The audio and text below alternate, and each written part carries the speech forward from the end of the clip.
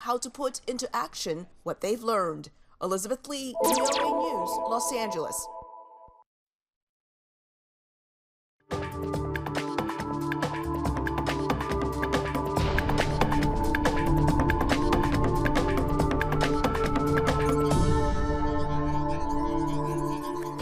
سڵاو ئەم کاتتان باش بەخێربێنەوە بۆ بەرنامەی کورد کۆنەکشن ئەمڕۆ دووشەمە هەشتی بەیانیە لە واشنگتن من هێرۆ زەنگەنا لەگەڵتاندا دەبم دەم باش ئەس دەخیلێشەمەوە دە بەرنامە ئیرۆدا هێشتا ئەم بیرەوەریا سی ساڵیا بەشی کوردیە دەنگی ئەمریکا دیکن گەلو ئەم چ ژ نو هەڵبژارتنە ئێمانوێل ماکرۆن بۆ گەڕاکە دووەم یا سەرۆکاتیا فەرەنسا تێدگەهن هەتا کۆتایی بەرنامە لەگەڵماندا بمێنەوە بۆ بینینی کۆمەڵێک راپۆرتی جوانیش.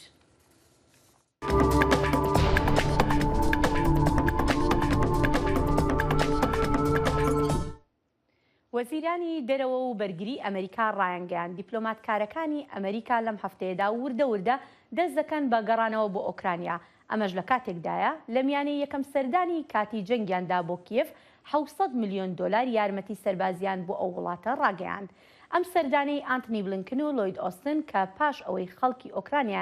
خاکی ئۆکرانیان بەجێهێشت ئەوجا ئەمریکا پشتڕاستی کردەوە لە کاتێکدایە کە هێرشە داگیرکاریەکانی رووسیا لە ئۆکرانیا پێ لە سێهەم مانگی دەنێت و هەزاران کەس بەهۆی ئەو هێرشانە کوژراون و ملیۆنان کەسیش ئاوارە بوون.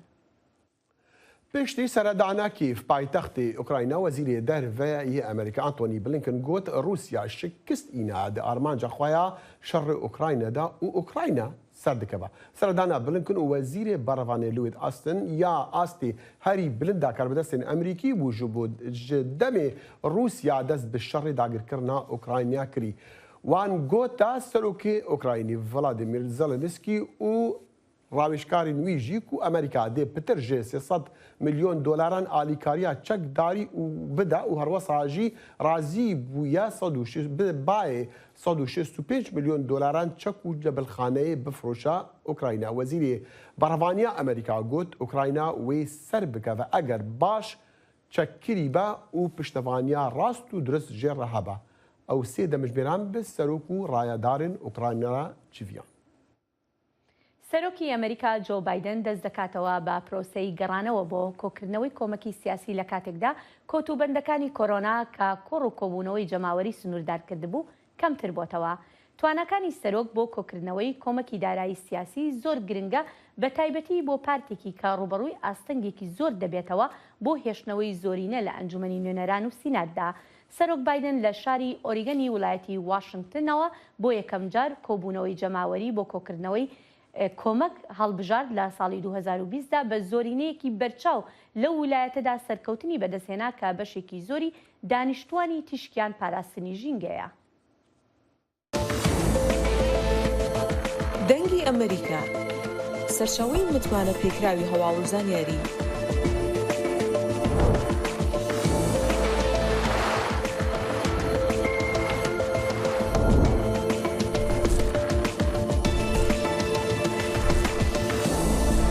لە ماڵپەڕ و تۆڕە کۆمەڵایەتیەکانی دەنگی ئەمریکاوە ئاگاداری هەواڵ و گۆڕانکاریەکانی جیهان بە.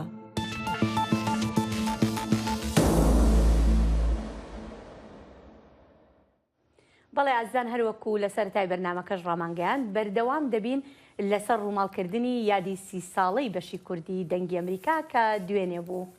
ڕاستە هێر و یەکژی کارمەندین کو لە دەستپێکێک هاتی بەشی کوردی دەنگی ئەمریکا دەست بە کار بووی حەیدەر کەریمە و حەیدەرژی ئەم دەزانین یەکیش کارمەندین دەستپێکی وەکی مەگوتی و تشتێ خۆشیوی ئەوە یادگاری سەیر و سەمەر شوکو دەبێژین دیگەلوێنە نەها ئەو دەگەلمەیە حەیدەر ڕۆژ باش حەز دەکەم ئەگەر شمە ڕەبێژی کو تشتێ خۆش بیراتە لەوان ڕۆژان بیرەوەریا 30 ساڵیا دامەزراندنە بەشی کوردی دەنگی ئەمریکا چنە؟ زۆر سپاس دەخیل لە پێشدا حەز دەکەم بە بۆنەی 30 ساڵەی یادی دامەزراندنی بەشی کوردی دەنگی ئەمریکا پیرۆزبایی لە بینەران و جۆگرانی بەشی کوردی دەنگی ئەمریکا و هەروە هاوکارانم بکەم. دەخیل زۆر شت هەیە لەو ماوەی 30 ساڵە کە ڕوویداوە بە تایبەتی لە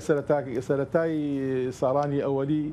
کە بەرنامەمان هەبوو بەرنامەی نامەی جۆگرانمان هەبوو هەندێک شت ڕوویدا یەکێک لە بەرنامەکان بەرنامی نامەی جۆگران یەکێک لە با بڵێن جۆگران ئەو کاتە پەیامێکی دەنجی بەجێهێشت بوو لە ئیسرائیلەوە بوو کچێک بوو ژنێک بوو وتی من کوردێکی جوومە خەڵکی قەڵات زێمە بەڵام ئێستا لە ساڵی 1950ەوە لە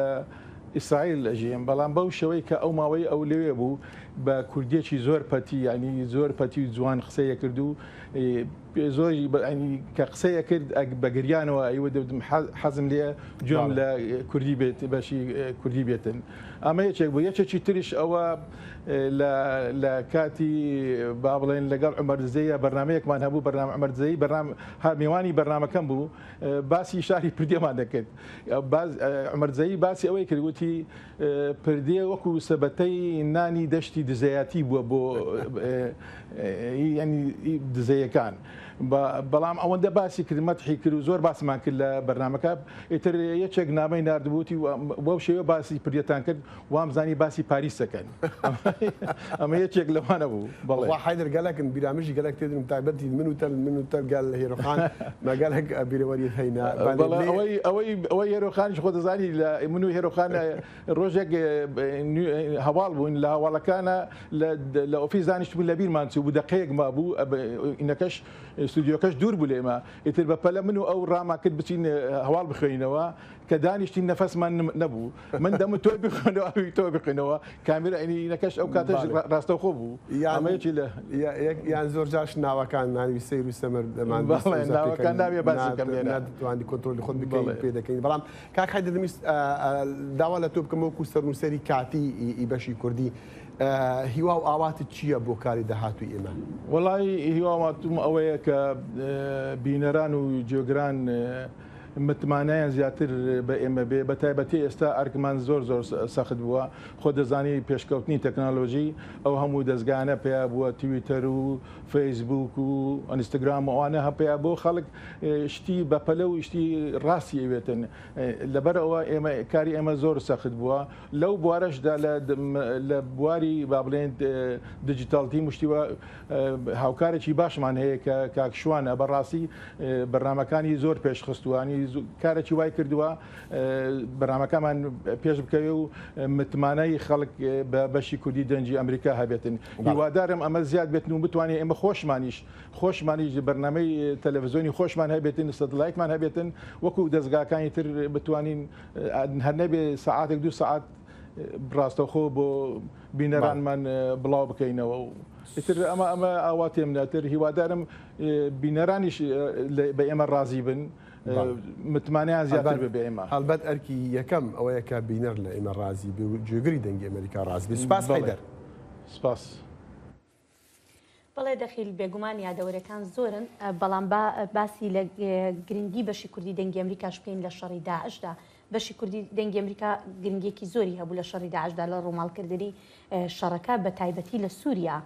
بەڵێ زانا عومەر یەک ژوان ڕۆژنامەڤانە بوو هێرت زانی و بە تایبەتیژی بۆ ڕووماڵکردنا ڕوودانین شەڕی داعش لە سووریا یعنی ئەو ژمارە گەلکی ئەو تشتە گرنگ بوونەها کاک زانا راپۆرتێک ئامادەکریە لێ لە بیرەوەریە 30 ساڵیان پێک تەماشا بکەن ئەف 30 ساڵن دەرباس دەبێت لەسەر وەشانە بەشی کوردی یا دەنگی ئەمریکای دەهەیاما 30 ساڵان gelek bernameyên cûr bi cûr bi zimanê Kurdî weşan kir û hîn berdewam e gotdikarî bû rewşa Kurdan û cîhanê bi zimanê Kurdî veku hezîne guhdar û şopîneran li herêmên Kurdên Sûriyê dengê Amerîka dikarî bû mijarên girêdayî çand huner civak siyaset biraya giştî ya Amerîka û cîhanê re parve bike endamê rêveberiya rojnameya ronahî rojnamevan Abdurrahman Mihemed dibêje weke destgeheke cîhanî bi zimanê Kurdî dengê Amerîka duwarê danasîna rewşa Kurdan de bi cîhanê re û danasîna bûyerên cîhanê bi zimanê Kurdî ji bo Kurdan roleke giring nîşan da. Karî bû hetanî astekî baş jî rola xwe di gihiştina Kurda di nav xwe de jî bike û hem dengê Kurda jî bigîne cîhanê jî û tiştê got cîhanê jî diqewime bigîne milletê Kurd got ji wê çeperê derkeve ew çepera got em bêjin ya ragihandinê yanî karî bû hetanî astekî baş rolekê bilîz. Dengê Amerîka di van çend salên dawî de bi baldarî rewşa Kurdên Sûriyê û şerê li dijî terorê şopand nemaze şerê dijî Daişê. ڕۆژنەمەوان هەژار ئەسەیید دەبێژە هەبوونا دەنگی ئەمریکا لە هەرێمین کوردین سووریێ پرگرنگە دەنگی ئەمریکا هم بوو دەنگی قوربانیên شەر همژی لە هەنگییا شەروانên کووردا بەگوهەزی جیهانێ دەستگاها دەنگی ئەمریکا جیدەرە گەلێکی گرنگ بوو شەڕی دژی داعشێ و دەنگی قوربانیên لەسەر دەستی ڕێخستنا تەرۆریست گرنگ ئەو بوو دەنگی ئەمریکا بخوا نێزیکی بریارە ئەمریکی بوو ji ber vêyekê hebûna wê li vê deverê gelekî giring bû ji milletê Kurd re. لە ئالیەکی دەن شۆپینەرین ڕەوشا ڕۆژنەمەگەریە باوەڕ دکن گۆ پشکا کوردی یا دەنگی ئەمریکا نرخên ڕۆژنەمەگەریە پاراست و بوو دبستانێکە ji بۆ هەموو دەستگەهێن bi zimanê Kurdî kar dikin. Karî bû di nava rojnamegeriya Kurdî de rolekê girîng bilîze wek ji dereke rojnamegeriyê azad di demekê de got piraniya rekandina Kurdî partîtî bû û bialî bû. Hêjaya gotinaya got dengê Amerîka mezintirîn destgeha nûçevanî ya multîmîdyaya Amerîkî ye got bi 45 zimanan weşanê dike di nav de zimanê Kurdî. Rojnamevanên wiha her roj ji xwe re dikin armanc got bi karên xwe nirxên medyaya azad ji cîhanê re nîşan bidin. Dengê Amerîka ragihandineke azad giring e. Zana Umer dengê Amerîka qamişlo. ڕاستی ژێ ڕۆزانە نەبتنێ بەشی کوردی دەوڵەمەندکردێ بە راپۆرتین خوا وەکو بگشتی دەنگی ئەمریکا بگشتی دەوڵەمەندکردێک حتا بەشین دیین ئینگلیزی و زمانین دیژی گەلک سوود و مفاژ راپۆرتین وی و پامن کووی دەگەهاندن ڕۆژانە لەسەر شەڕێ داعش وەردکرد. بەڵێ با بچینە لای یەکێک لە هاوکارەکانی ترمان کە باز لە ئەزمموی خۆی بکات. بەڵێ ئازیزان جانی دیلانیش یەکێک لەو هاوکارانەیە کە لە سەرەتای کارکردنم لێرە کە هاتم جانی دیلانم ناسی و ئێستا دەمەوێت باسێک لە ئەزمموی خۆی بکات لە دەنگی ئەمریکا. جانی ئەم کاتت باش؟ ژیانت باش؟ سپاس. جانی یەکەم شتی کە ئەم گفتوگۆیی پێدەست پێ بکەم ئەوەیە کە بەبیرت بێنمەوە من سەرەتا کاتێ هاتم بۆ بەشی کوردی دەنگی ئەمریکا تۆ لێرە بوویت و من هاتم بە زمانی ئینگلیزی قسەم لەگەڵ جەنابەت کرد چونکە وام زانی تۆ کورد نیت نازانم بۆ وا تێگەیشتم کە بە کوردی وەڵامت دامەوە پێم سیر بوو. بەڵێ هێرۆ زۆر جار چونکە بگرن ناوەکەمیش جانی ئەم ناوام لە دایکەوە ناوم لەراوە جانی واتای گیان جانی من. بەڵێ ڕاستە تو ئازانم وەکو سامیگەتە هەبوو بەرامبەری من وتە دەمە چ جۆرە کەسێکە خۆی بەهە نەزانن بەڵام دوایی بۆ دەرکەوت کە کابرایکی خاکی و سادەم. بەڵێ جانی توانی باسێک لە ئەزمموی کارکردنی خۆت بکەی لە بەشی کوردی دەنگی ئەمریکا بۆمان؟ بەڵێ هێرۆ ئەزانی من لە کالیفۆرنیاوە بە پێشینە و ڕابردوویەکەوە هاتم کە ساڵەها لەوەی لە تەلەڤیزیۆنێکی خۆجەیی بە هاوکاری چەند برادێک کارمان دەکرد و هەروەها لە ناو ئەمریکان فیلم تەکنۆلۆژی کە لەگەڵ وۆڵت دیزنی و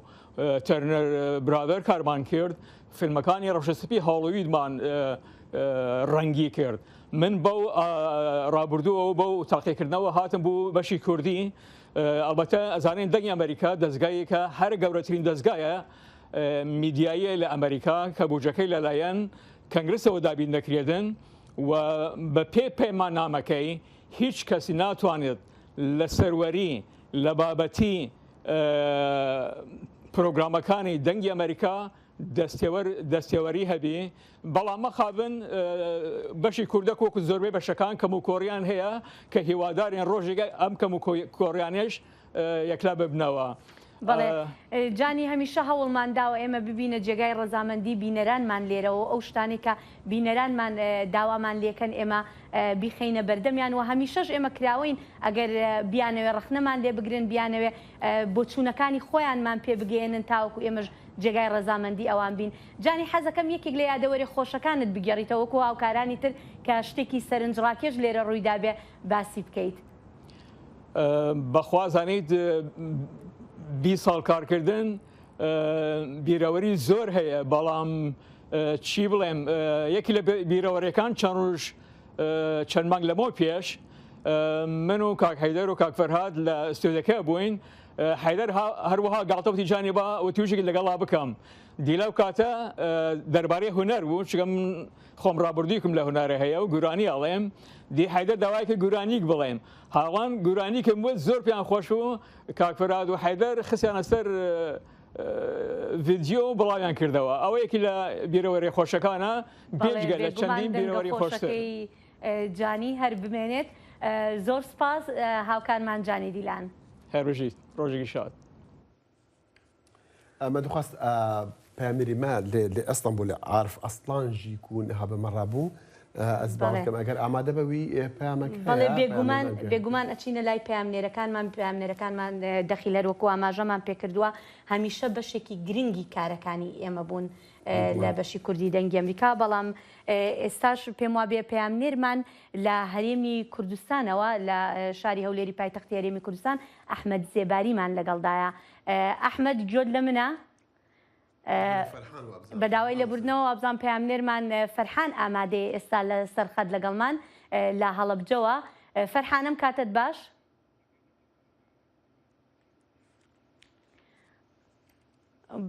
بەڵێ هێشتاوا دیارە پامنێرەکانمان ئامادە نین لەگەڵماندا بن دیارە کێشەی با بڵێن وەرگرتنی پامنێرەکانمانەیە لەم کاتێک کێشێکی تەکنیکیە بەڵام پێش ئەوە دەچینە راپۆرتێکی تر هەنگاوەکانی پێکێنانی حکوومەتی عێراق و دابەشبوونی کورد لە نێوان هاوپەیمانانی سێقۆڵی و چوارچێوەی هەماهەنگی تا ڕادەیەکی زۆر پرۆسەی پێکێنانی حکوومەتی لە عێراق پەکخستووە چاودێرانی سیاسی دەڵێن کورد لە نێوان ئەو دوو بەرەیەدا کە دابەش بووە ناتوانێت دەستکەوت و مافە دەستوریەکانی لە داهاتوودا بەدەست بهێنێت. لە هەنگاوەکانی پێگەێنانی حکوومەتی عێراق چاوەڕێەوە دەکرا کورد لە بەرژەوەندیە نیشتیمانی و دەستوریەکانی یەک وەرەقەی کاری هەبێت ئەویش مافە دەستوری و یاسایەکانی خەڵکی هەرێمی کوردستان بێت بەڵام چاودێرانی سیاسی دەڵێن دابەشبوونی کورد لە نێوان هاوپەیمانی سێقۆڵی و چوارچێوەی هەماهەنگی هەنگاوەکانی پێگەێنانی حکوومەتی ئاڵۆز کرد و شەقامی سیاسی هەرێمی کوردستانیشی کردە دووبەرە ئەوەی کە لە عێراقا گوزەرێ وەزعێکی زۆر ناتەبیعیە ناتوانن حکوومەتێکی زۆری نەدروست بکەن نە ئەشتوانن حکوومەتێک دروست بکەن کە حکوومەتی هەمووان بێت ئەم بارودۆخە تەنها عێراقی نەگرتووەتەوە هاتوۆتە ناو هەرێمی کوردستان و چوارچێوەی هەرێمی کوردستان و لایەنە سیاسەکان بە تەواوەتی ناکۆکیێکی دروست کردووە کە ئەوانیش ناتوانن بە یەک هەڵوێستانە بچنە ناو حکوومەتی داهاتووی عێراق بەشێک لە وڵاتیان پێیان وایە ئێستا کورد بەهۆی کاری گەریە هەرێمایەتیەکانەوە ناتوانێت بڕیار بدات و سنگ و پێگەی کوردیش لە بەغدا لاواز بووە لە داهاتووشدا مەترسیەکان گەورەتر دەبن بۆ قەوارەی هەرێم مخابراتی و ئیستخباراتی کە لە ناوچەکان ڕۆڵی هەیە کە جەمسەری شیعە و سونەیە کە جەمسەری تورکیا و عێراق ئێرانە ئەوەندە شەڕی ئەو دوانەیە بەمان ئەکرێت وەکو ئالێتێک بەکارێ هێنرێن ئەوەندە ململانەکە بۆ کورد نییە چونکە ئەگەر ململانەکە من دڵنیام لەوە گەر بۆ کورد بە لە خاڵێکا دەگەشتن بە ڕێکەوتنم دوانە مامۆستایەکی زانکۆ پێی وایە دەبوو لایەنە سیاسیەکان بەگشتی یەک کاندیدان هەبوایە و بۆهۆی ئەم کێشەیەوە پرۆسەی سیاسی لە عێراق ئیفلیج بووە دواتر لە ئەگەری حکوومەتی زۆرینە و کەمینەدا لەوە چێت بڕیارەکان بە دڵی کورد نەبن ئەمەش بۆتە هۆی ئەوەی کە هەم پرۆسەی سیاسی لە عێراق ئیفلیج بێ و هەمیش کاردانەوەی خراپی لەسەر هەرێمی کوردستان هەیە لە ئایندایە ئەگەرم دۆخە سەر بگرێ من پێم وایە کارگەری خراپی سەرێمی کوردستانە بێ بۆچی چکە لەوانەیە ئەو ڕێژەی زۆرینە و کەمینە بەکار بهێنرێ بۆ ئەوەی کە مافە دەستوریەکانی کورد کەم بکرێتەوە یان لانی کەم هەندێک بڕیار جێبەجێ بکرێن کە لە بەرژەوەندی کوردانە بێ سپۆڕێکی یاسایی پێی وایە شەڕی تایفی لەسەر ناسنامە ئێستاش لە عێراق هەیە ئایندەی دیموکراسی تەوافقی لە عێراق دەخاتە مەترسیەوە و ئێستاش بەهۆی پێشێلکردنی بنەماکانی دیموکراسەتی تەوافقیەوە وای لێ هاتووە لە مانگی دەی ساڵی ڕابردووە تاوەکو ئێستا نەتوانرێت حکوومەت تشکیل بکرێت نەهامەتیەکان و کارەساتەکان لە دوای 2023 چۆتە قۆناغێکەوە کارەساتەکانی دوێنێ لە چاو ئەمڕۆ هێشتانە بەراورد ناکرێت ئەوەندە کارەساتن شەڕی تایفی تا ئێستاش لەم ساڵانی ڕابردووە لەسەر هەوێ لەسەر دوو جیاوازی نەتەوەی لەسەر دوو ڕەگەزی خودی تایفی تا ئێستاش درێژێ هەیە لە ناو شەقامی سیاسی ئێستای هەرێم و بەغداش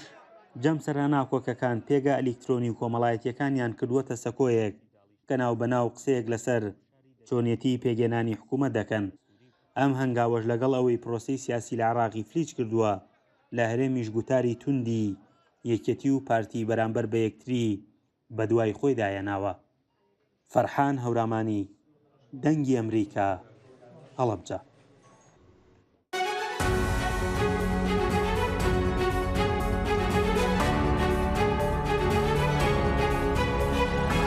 چاوی واشنگتن بەرنامەیەکی هەفتانەیە لە بەشی کوردی دەنگی ئەمریکاوە ئامادە و پێشکەش دەکرێت. من بەڵێن ساڵح هەموو ڕۆژانێکی هەینی لەگەڵ پسپۆڕاندا تاوتوێی گەرموگورترین بابەتی ڕۆژ دەکەین لە پەیوەندی بە سیاسەتی دەرەوەی ئەمریکاوە. لەگەڵمان بن.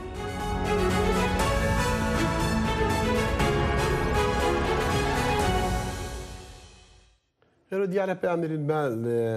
هەولێر و لە باژارن دیژی ئەستانبولی جواب بزانم ئامادە نەژک و پەیامین خوا بە بیرەوەری سی ساڵیا دامەزراندنە بەشی کوردی دەنگی ئەمریکا ڕابگەێنن.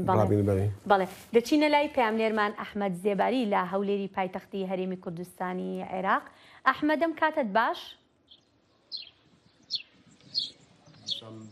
دیسان وا دیارە پەیامنێرمان عارف لەوەیە. عارف ئەم دەبێتە خۆش؟ دەم باش. دەم باش عارف.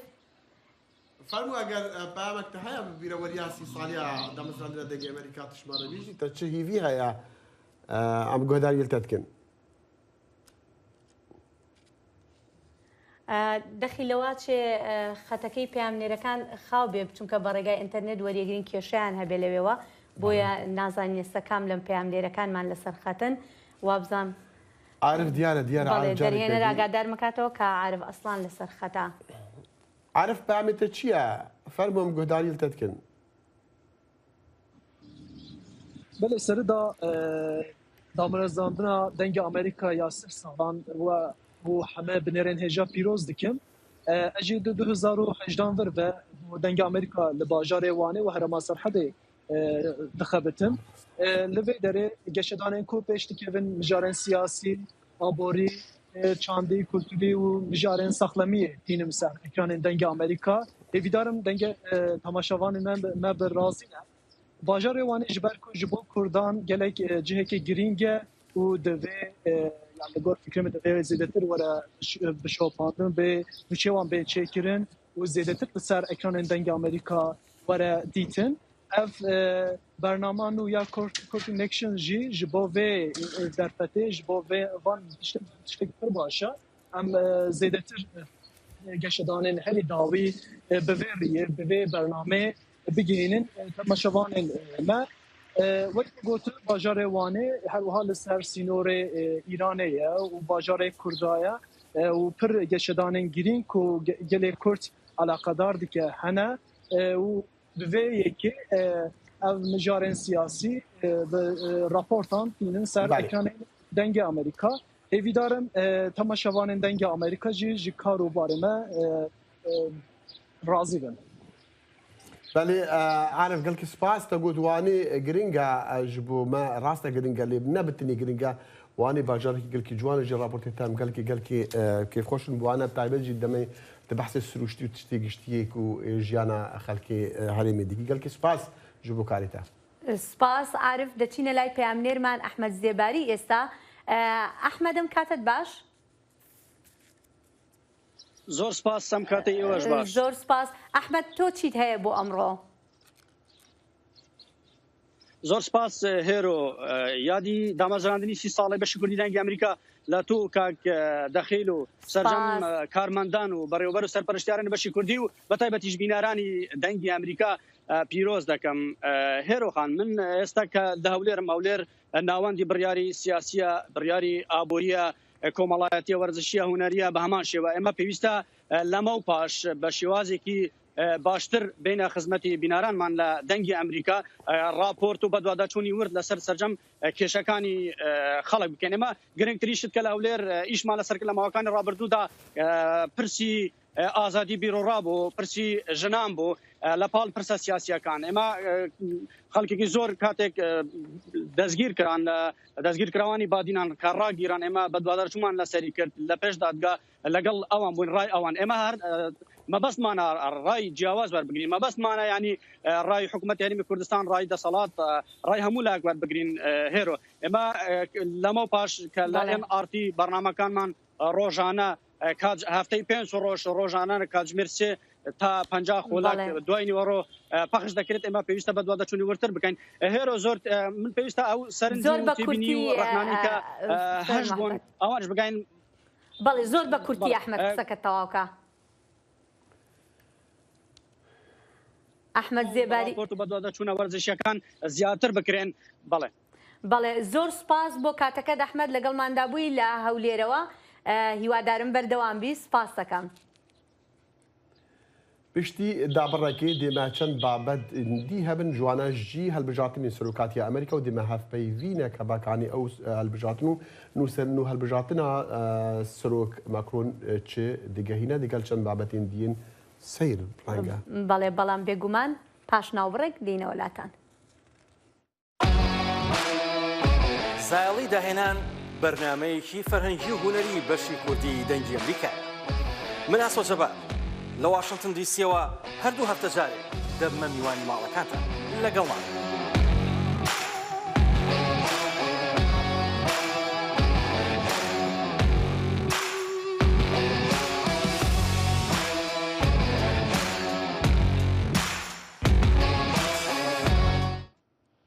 ئاگرێکی بەردەوام لە باکووری نیو مەکسیکۆ کە زیاتر لە هەفتەیەک پێش ئێستا دەستی پێکرد 210 کیلۆمەتر دووجای گرتوتەوە ڕەشەبا و پلەی گەرمی لە نێو مەکسیکۆ ڕۆژی شەممە کەم بۆ بەڵام ئاگرەکە هەر بەردەوام بوو ئاتەر گۆنزالێز شیکەرەوەی ئاگرکوژێنەوە بە کەناڵی تەلەڤیزیۆنی ئالبۆکوێرکی گوت گۆڕانکاری کە لە کەشوهەوادا ڕوویداوە لەم چەند ڕۆژە دەبێتە هاوکار بۆ پرۆسەی ئاگرکوژانەوەکە پشتی ڕاگەهاندنە دووبارە سەرکەوتناوی دە هەلبژاتنی سەرۆکاتیە فەرەنسادا ئیمانوێل ماکرۆن گوت سپاسی یانژی پەسنا خەڵکێداک و ئەو ji بۆ گەڕێکا دیە 5 سالیە سەرۆکاتیە فەرەنسا هەلبژارتیە مەکرۆن سپاسیە دەنگدەران کرد نە بتەنی ji ber پەسەندکردنا باوەرین وی لێ دیسان ji ber ڕەتکردنا باوەرین ڕاستگریین نەیاراوی مەرن لە پێن وی گوت ji نەهادە ئەو نە کاندیدێ لایەنێکی بتەنەیە بەلکو سەرۆکی تەڤایە فەرەنسیانە سەرکەوتناوی یا دۆ یەکشەمێ دە هەلبژارتناندا گەلێکی بساناهی بوو وی گۆجی 5 ساڵن داهاتی قۆناغێک نویە گەلۆ جوداهیە وێ قۆناغان و ji 5 ساڵن دەرباز بووین سەرۆکاتیاوی wê çawa be bi mera ji Parîsê Kadir Pîre yan Kadir Pîrê bibûrin rêveberê rêxistiya Kurd bê Sunûr Kurê Pîrê em dixwast spasiya te bikim ji bo beşdarê te bi me re berî her tiştî û tu ji me re bêjî kanî ew qonax yanî ew qonax wê çawa be û cudahiya wê qonaxê wê çawa be di jiyana Fransîyan de. Silav û rêz ji bo te û temaşevanan te ve niha jî min nas kir salvegerandina wê sihiyê ez pîroz dikim û serkeftin me dixwazim û hîn jî tim hûn bêtir bi pêş bin û karê xwe bi pêş xin. Bi rastî di van întixabatê Fransayê bû Macron tiştî baş kir tiştî baş kir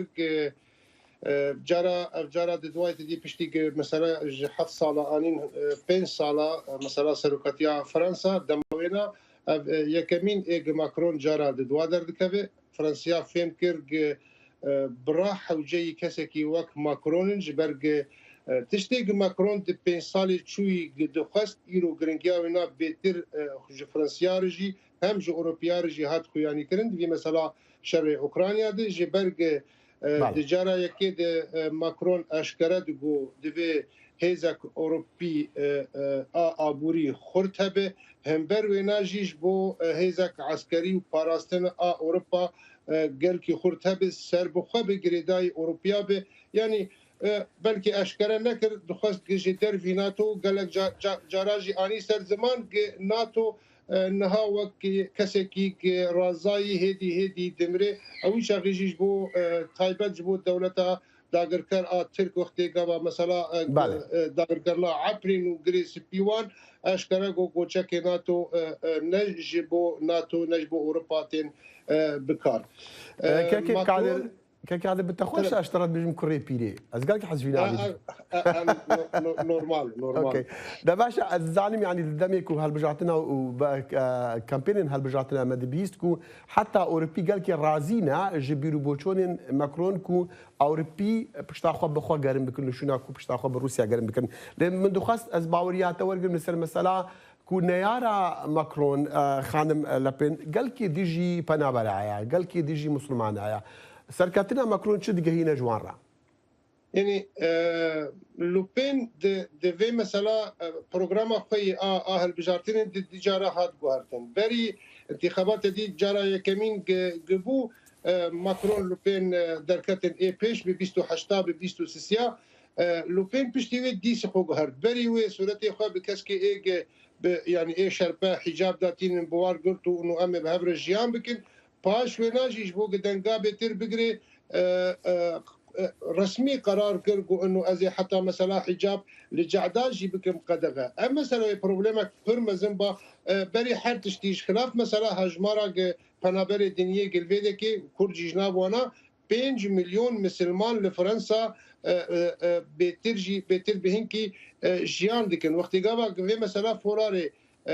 مثلا حجاب منع بك براستي وبروبلمك برمزن وجه بريز ماكرون جو شر نافقي ودركفه انها بنابرا راوج كسي بياني ايجل فرنسا جيان دكن بر حديبو بر كيف كرنج مارين لوبين درنكت اللي تشتك لفر هي براستي جرينج كما شوقي باب سر يعني دماغ لوبين تشلو ددواتين جدسبيك جارا اول او بيستو شاراتين إريك زمور إيج وقت فاشيست حسيب يعني نبس تاني إنه شوفينية يانجي جالية وقت بي راستي نا زيدي لوبين بخوي أوجي حفتا بيني قلت بعد سر أفق سيويك جملتي فرنسا دي انتخابات أول دي جارة أول دي دنگ بدن وانا جارة دواجي تشلو دو براستية يعني بيش دي بجارة بي يعني وما ترس هابن اي راست حكم بقرنجي اي راست حكم بقرش زرار نتني لفرنساي لحمو اوروباي والسياسه فرنسيه جدرفه دهيليك فرنسا يعني فرنسا او سياستها ويش دربي قالك خلكي باور ديك اگر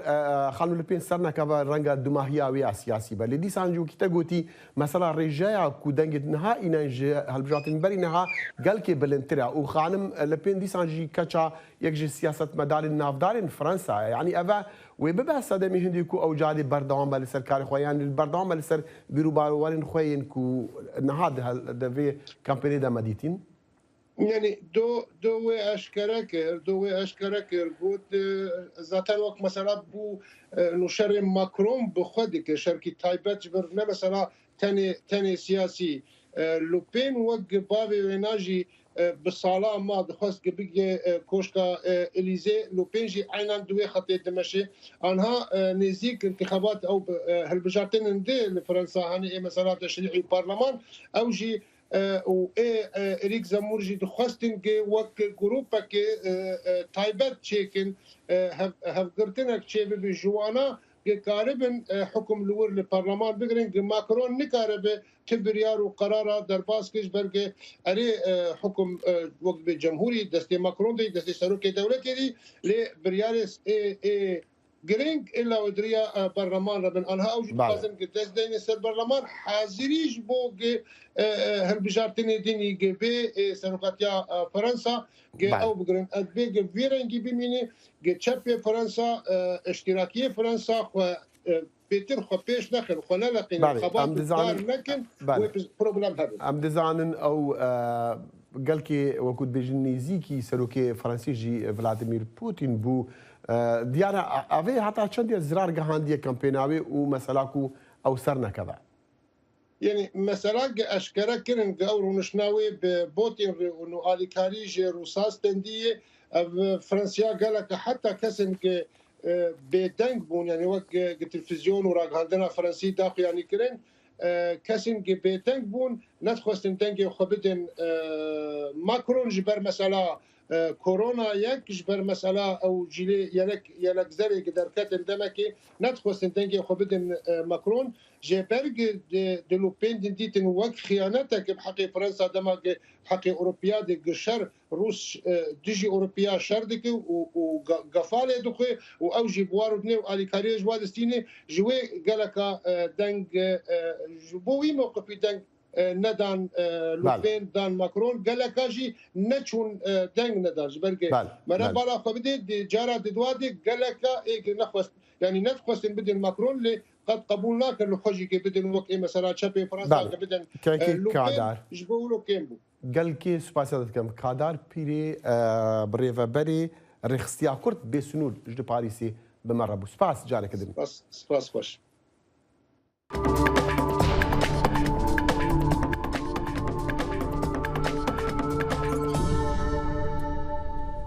بەڵێ دەخیل دەزانی بێگومان لەم وڵاتانە لە وڵاتی یەکگرتوەکانی ئەمریکا و لە زۆربەی وڵاتانی جیهانیش بەو شێوەیە کاتێکە کەسێک پاژماوەیەکی زۆر لە زیندان دەرەچێت ینی نێوەندێکی چاکسازی هەیە تا ئەم کەسە ڕاهێنانی پێ بکرێ بۆی تێکەڵ بە کۆمەلگا بکرێتەوە یان شتانژیان لە زیندان دەفەتەیە خۆی فێریشت ئەو بەرنامە لە هەموو وەختە لە هەموو وڵاتان جیهانە لێک و ببە بەڕاستی دیارە ئەف پێشکەوتنە تەکنۆلۆژی و میدیایە میدیا دیجیتال کاریگەری هەیە لەسەر گۆڕینە دووان زیندانە دەژی و خەڵک ئاگەهدار دەبە ینی نە بەشاتی ژە خەڵکی یان ژی کەس و کاری زیندانیش بوو نزان چ کەس و کارواتێن دیارە ئەو کاریگەری هەیە و نەهاژی گەلە خەڵک بەلکو سوودێ ژە دەمی زیندانە دیکرێت لەو سوود لەوە بینن بەڵێ و هەروەها لە شاری دوهۆک ڕاهێنانێکی چاکسازی هاوکارە بۆ زیندیانیان کەشتی نوێ فێر بن بۆ ئەوەی کە ئەوانیش کاتێک گەڕانەوە بتوانن ژیانی خۆیان بە ئاسانی بەڕێوە بەرن. ji derve dîwarên bilind û asêne we pirî çavdêrî dema mirov diçîte di nava çaksaziyê de cîhanek diye pire ji fêrkirina dartaşî û dirwar û mûzîk û fêrkirina xwandinê û kompyûterî ew dadgehkirî fêrî pîşeya bûne û bûyne xwedan berhem di nava çaksaziyê de. Em wek dadgehgiriya çaksaziya zirka em ku li werşa diringehê kar dikin rojane بۆ مۆیە هەش دەمژمێر ئەم کار بکەین و کارێ me hindî ku çaksazîya mezin şolê dirwarê çi pê divî bit em karê dirwarê dikein û wek dûşek û balîf ku cilkê cilûbergên dadgehkiriya û cilûbergên karmendên daîrê xwe yê çaksaziyê xwe yê nava çaksaziyê de dikene ber xwe me gelek xolên fêrkirina dirwarê vekirîne û gelek dadgehkirî بردست ما فری درواره بوینه و چاکسازی مازن و فری درواره بوینه هم هیوید کن روزی که هم در کوینش و چاکسازی و هم هر سرکار خوی بردوام بینو کارمه جی دارتاشیه ما معلومات هبون پیچکش در به شارازاتی ما هبو الویری ام لاوتر شارازا بوین به کمک سالم الویری ام لاوتر شارازا بوین وقتی هم شارازا بوین ما هندێکی دیژی گەلخۆ فێت گرن و هەرچەندە هەر دوسێ هەیبەتەوە ئەم دەورا بەتکەین هەندێک تێنە دەفمە ئەم وا فێتکەین تشتت سادەیە یعنی بچیت نەیت گەلک مازن چکۆ دەم یەکێمە بەس وەختی دەرکەبیتن شۆل و مۆل خۆی تماڵی هەمیە ئەو شێت چارەسەر کە وەکی لەوحەکی وەکی وێنەکی وەکی مێزاوی بشکێت شێت بخۆ چێکەتن ڕێوەبەریya çaksazîya mazinan lê dihûke نزیکی هفت ورشین کاری داناند ناوا چاکسازیه دا به همی گل و پلوه و 105 زندانی فیری پیشین جورا جور بونه ادوان ورشاندا هندک شیدایی کری هنه ناوا چاکسازیه دا هزار پیشه کی هیئت ناوا چاکسازیه دا کو کار بکت سر هر پیشه کادیه بیتن درواره آسنگریه دارتاشیه ولی هر طریقه برای چکسازی آمازنال دهو که آسان کاری بوانا جد کردن وکر ناخوالین جورا جور داکو فری وی پیشه بیتنو و دم ناو چکسازی دادر که بیتن آزاد بیجی بیوته کسی که کاریگر و بردامی بدت وی پیشه و جیان خوب در باز بکتن. چاکسازیya mazinan lê dihok sala 2008 hatiye avakirin û bi navê çaksazîya zirka ya mazinan hatiye navkirin و 1500 کس تێدا تێنە بە حەواندن. سەلام باڵایی دەنگی ئەمریکا دهۆک. نافو دەنگێ بزنین سپی یەن ئەنکەرێ لەسەر ئاستی جیهانی دەرکەتێت دیارە موویێوان بزنان گەلکێ بە قیمەتە راپۆرتا ئەیوب دەمیر ئەم راپۆرتا ئەیوب دەمیر ببینن دیارە هێشتا راپۆرت ئامادە نییە دیارە وەکمە گوتی ئەف بزن گەلکێ بناو دەنگن و ji Enkarê diyare balbelav bûne gehana Başûrê Efrîka gehana Amerîka Bakur û Amerîka Başûr welatên diyên New Zealand wana jî gelkî wekî diyare tiştekî gelkî giring e çikû wextê tu behsê bizina dikî rengê reştê berçavê te lê ev bizin taybet pendiya wan ewa spîne sivîdan raport amade bibe raporta Eyûb Demîr ji Enkarê لەواچێ دەرهێنەری بەرنامە ئاگاداریکردنەوە کانێک کێشەی تەکنیکی هەیە لەم کاتە دەخیل بە داوای لێبوردنەوە لە بینەرانمان کە هەندێک کێشەی تەکنیکیمان هەیە دەرهێنەری بەرنامە خەریکی ئەو کێشانێکە چارەسەری بکات ئێستا پێم دەڵێن راپۆرتەکە ئامادەیە بزنê Enqerê bi awayekî din bizinê tirtik karikên evsal zan. Enqere bi bizinê tirtik bi navûdenge. Giringiya van bizinan dayna tirtike. Li gorî bizinên din bêtir tirtik didin di warê goşt û şîrdayînê da jî başin. Li gorî hin nazariyan bav û kalên van bizinan di sed sala sêzdemîn da li Asya navîn hatine vê derê. Di nav demê da adapteyî siruşta vê derê bûne û ev şiklê bizina Enqerê pêkanîne. Li deşta Anatoliya Naverast da hemahma li her derî ev bizin têne xwedî kirin. Xeyrî vê derê bizinên Enqerê belavî dinyayê jî bûne. Ankara keçisi kombine verim. Bizinên Enqerê her zêde li navçeyên Enqerê û li dûrûberê wê têne xwedan kirin. Ev bizine ji Enqerê belave bîne bi Efrîka Başûr û Amerîka û Kanada û New Zealanda û Rusya û Brazîlê jî. Taybetiya van bizine ew ku gelek hesasin û zî zêde dibin. Bizinên Enqerê herî zêde li navçeya Enqerê, Ayaş, Beypazarı, Gudul û Nallihan têne xwedî kirin. Ev bizin ji Enqerê belavî Afrikaya Başûr, Dewleta Yektiya Amerîkayê, Kanada, Zelandaya Nû, Rusya, Arjantin û Brezilyayê jî bûne. Di nav 5 salên dawî da di hejmarê bizinên Enqerê da sedan notkên bûn çêbûye. Di van deman da ji bo parastina wan cotkar têne teşwîq kirin. Lê di nav van salên dawî da jî alîkariya teşwîqkirinê her kûçuyekên bûye.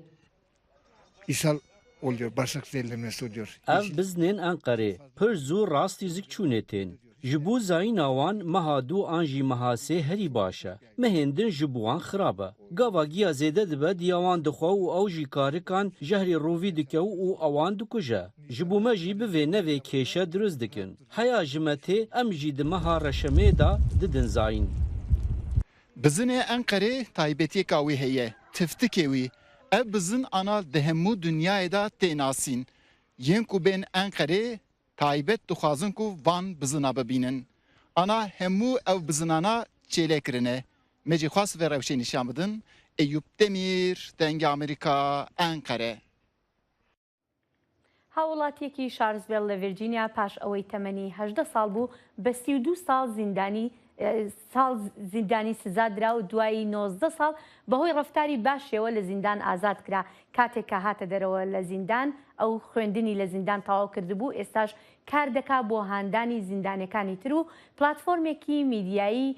تیکتاکی دروست کردووە تاوەکو ئەو کەسانی تری کە لە زیندانن بتوانن بەسەرهاتەکانی خۆیان بگێڕنەوە بۆ خەڵکی. لە ماڵە چکۆلەکەی لە شاری شارلزڤیل مرۆڤێک 19 ساڵی تەمەنی لە زینداندا بەسەر بردووە. لەوەتەی ئازاد کراوە لە ڕێگای تیکتۆکەکەیەوە دەیەوێ ڕەوشی زیندان و گرفتەکانی دەنگی ئەو مرۆڤانەی نابیسترێن بگەیەنێت.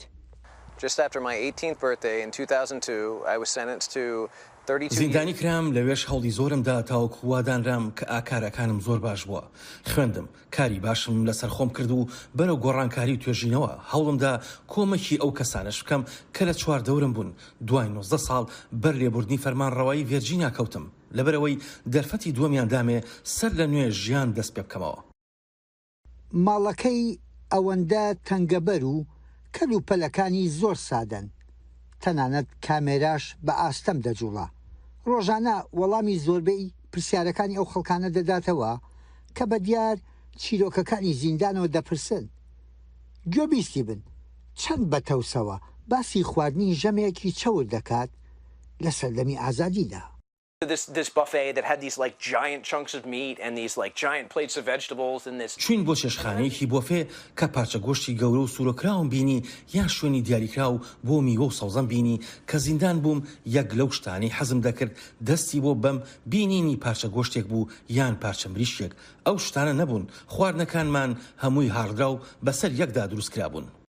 توندوتیژی و کاری نایاسایی 19 ساڵی تەمەنی بردووە لای سەیرە خەڵک لە تیکتۆکەکەیەوە بە زۆری بەدوای ئەو پرسیارانەوەن کە بۆنی توندوتیژیان لێدێت. Mystery and suspense, but the really meaningful work is the work about healing and about trauma and about. بە بڕوای من ئەوەش بەندە لەسەر خەڵک کە دەیانەوێت گوێبیستی چی بن زیاتر حەزیان لە شتی سەرنجڕاکێشە وەک بەسەرهاتی ئەو بکوژانەی خەڵکی زۆریان کوشتووە یان توندوتیژی لەوێ بەڵام کاری بە بەرهەم ئەوەیە کە لەسەر ساڕێژبوونی برینەکان کار بکەین بە مرۆڤ ناساندنی کەسەکان خستنە ڕووی کەم و کورتیەکان بەستن خستنە سەر ئەمانە بە هیوام گۆڕانکاری ڕووبدات. گەڕان بەنێو شارەکەیدا شارلزڤیل گەڕانەوە و متمانە و ژیان بۆ گەنجێک کە هەر لەم شارەدا لەسەر مادەی هۆشبەر و تەقەکردن 32 ساڵ سزا درابوو ئەکاونتەکەی لە تیکتۆک کاری خۆی کردووە ڕەنگە پێدانەوەی فرسەتی دووهەم بە مرۆڤەکان لەم گەنجەدا سەوز بوو بێت. The biggest challenge is feeling voiceless, feeling unseen and unheard. گەورەترین گرفت لە زیندان ئەوەیە هەست دەکەی دەنگت بە کەس ناگات و کەس گوێت لێ ناگرێت و ناتبینن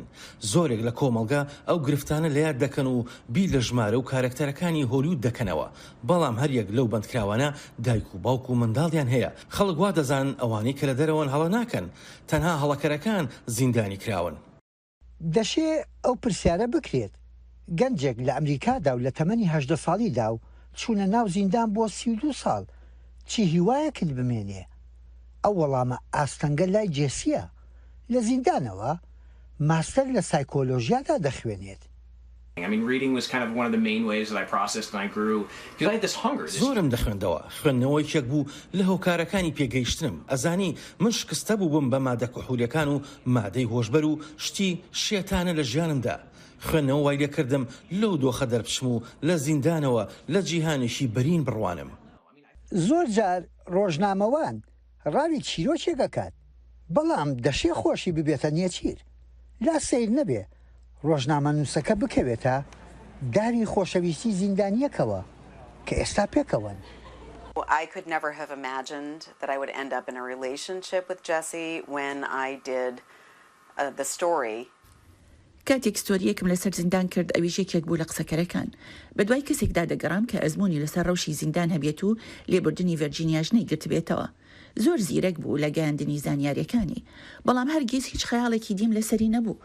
دوای ساڵێک بەردەوام بیرۆکەی چیرۆکی تری پێدەدام بەڵام ئەو دەمانەی لە تەلەڤیزیۆن نەمابووم تا بیان کەم بە پرۆژە دوای ئەوەی کە خۆم تووشی هەندێک گرفت هاتم توانیم سوود لە ئەزمموی ئەو وەرگرم و کە قسەمان دەکرد زیاتر وەک دوو کەس قسەمان دەکرد بێ ئاوردانەوە لە سفەتی ڕۆژنامەوانیەکەم ڕێنمایەکانی زۆر بەسوود بوون و لە یەکتر زیاتر نزیک بووینەوە. She was going through this crisis and I had grown to really care about her. I mean, I thought of her as a friend. لە دۆخێکی خراپدا بووم وتم هەموو ڕۆژێک 5 خولەک لەگەڵ من بدوێ قسە دەکەین پاشان ڕۆژانە بوو بە 20 بۆ 40 خولەک دوجار ڕۆژانە دوو کاژمێر قسەمان پێکەوە دەکرد تاکو هاتە سەردانیم و بۆ یەکەم جار منی بینی منیش هەمان ئەو هەستەم هەبوو ئێستا پێکەوەین. لە ماڵێکی بچکۆلە و ژیانێکی زۆر سادە بیرکردنەوە لە خەمێکی گشتی لە تیکتۆکەکەیەوە هەواداری زۆرن وەلێ دڵخۆشە بەو نامانەی زیندانیەکان بۆی دەنێرن کە پێی دەڵێن بەردەوام بە و ئێمەش پڕکە لە هیوا. یەحیا بەرزنجی دەنگی ئەمریکا شاری چارلزڤیل ڤێرجینیا. جوانە و ڕاستەژی ئەگەر یەکێکی شاشتی بکات دەلیڤا دوێ بێتەدان ڕەنگە باشتر بە ژیانە خۆیان عادەتیژی کەسە ژوا بکات کە دەرفەتی زیاتر بۆ خەڵکی تر بگەڕێنێتەوە ینی خەڵکی تروانی بکاکە هیوایان بە ژیان زیاتر بێت و بژاردەی غەڵەت نەکەنەوەکەوەی ئەو کرد. بەڵێ. سپاس ji bo ku digelme bûn hetanha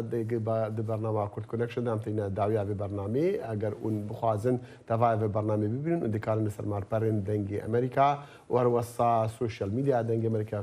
Facebook û platformên dî temaşayê bernamê bikin. Heta careke dî Xuda hafiz. کاتێکی خۆش.